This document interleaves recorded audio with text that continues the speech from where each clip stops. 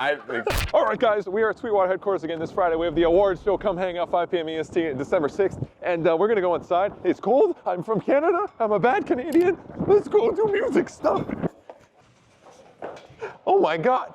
It's Nick from It's Nick from Grim Reaper. Let's do fun metal things.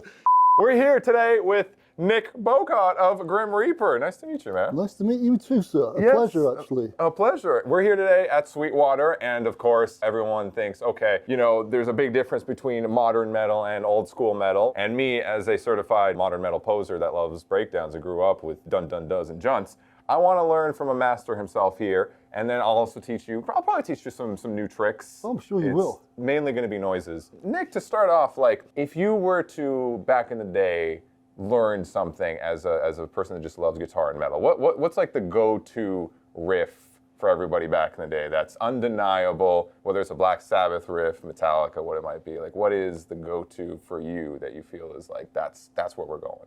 I mean, this is going to sound like a huge cliche, probably Smoke on the Water. Because you've got to remember, back then, there was no internet. There was no memes. There was no nothing. It wasn't a meme yet. There were no damn cell phones. So you had to buy a record, hope that they put it out as a single so you could slow it down to 33 and just keep dropping the needle. But the first real song I learned, not that Smoke on the Water is not a real song, Paranoid by Black Sabbath. Do you want to go for it? Yeah, why not? Just This is how not to play it, kids.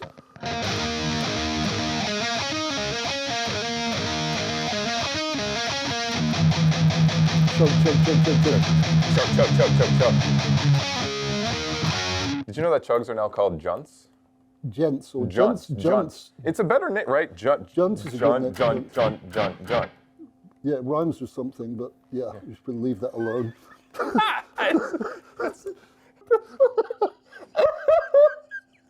Oh God, we'll cut that one out of the final. I'm literally in drop D.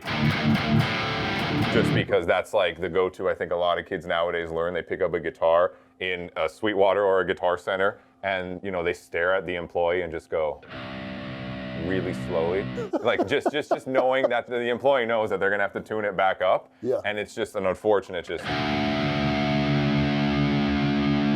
It is what it is now. But all these kids are growing up playing in drop tuning, and I remember even myself, one of the first riffs I actually learned, besides like old school punk and like Green Day or like Wonderwall, unfortunately, was growing up in the metalcore era, was an Avenged Sevenfold song, the Unholy Confessions, which, yeah.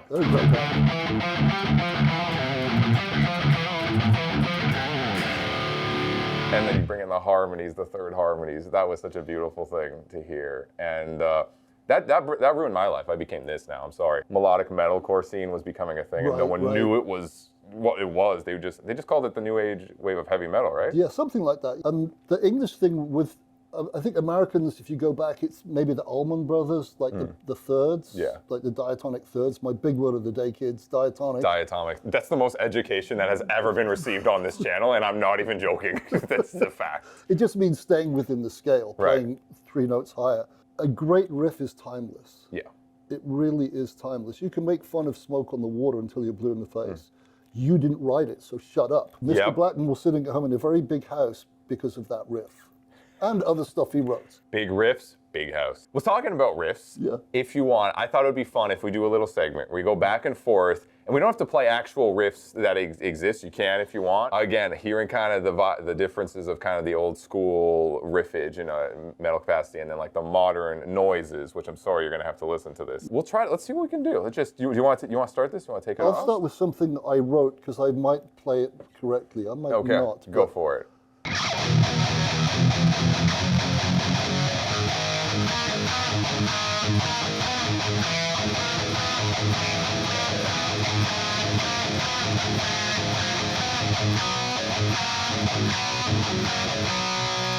Ooh, okay. Chromatic. I like. Okay.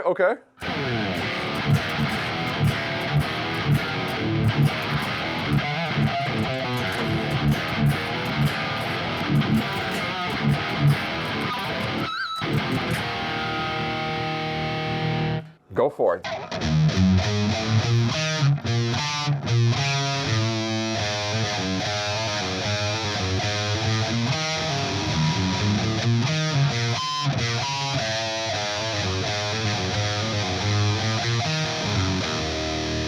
That's Into the Void by Black Sabbath. And I had the honor of playing second guitar to Zakk Wylde at the Marshall 50th anniversary at Wembley Arena. Oh my God. Yeah, and we played that song. I was in heaven. Because it has another great riff I'm going to show you. Go, double it. None more simple.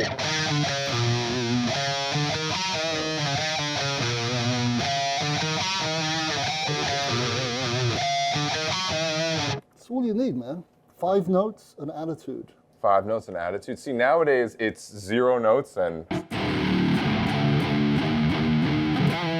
it's just flat notes.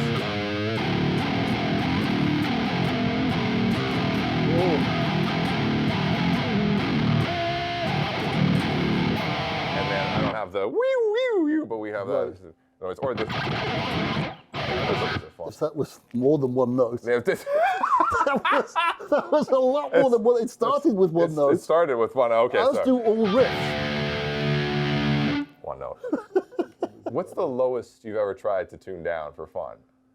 Not that low, actually, unless I'm playing bass, like C sharp. C sharp. Do you want? I know we have things set up here specifically. Do you want to try to pitch shift an octave lower in C? Yeah, why not? This is an experimental concept right now. We're messing the entire production of how we set this up beautifully. Oh, that's all good.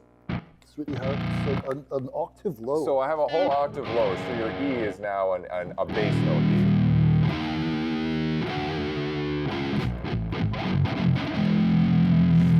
That's kind of cool. Yeah.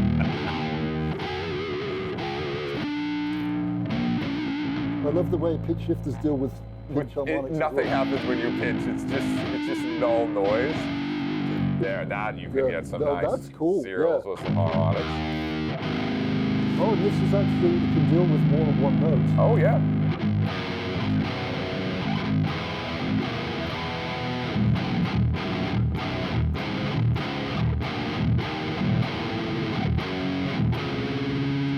That's gnarly. Did I just ruin your life with a pitch shift, or did I just? No, I have to. Well, the thing is, I just got a quad cortex, so guess what my next program will be? That one. We live in a world where we're at Sweetwater with Nick of Grim Reaper again, pitch shifting, having fun, celebrating modern and old school metal, bringing it together like this again. What a concept! Yeah, I really enjoyed this conversation. By the way. Me too. Nick, thank you so much, man. My pleasure, sir. That'll be $20. We'll figure it out later. Sweetwater's Venmo. All right. Watch the show. December 6th, 5 p.m. EST. Come watch the show. We're going to be live. Maybe Nick will make a cameo somehow. Yeah, you got to watch it. You got to watch it because it's really, really good. And he gave me $20 extra to say that. It's going to be great, guys. The only costume was $20. Yeah, I know. I'm a cheap date. Cheap date.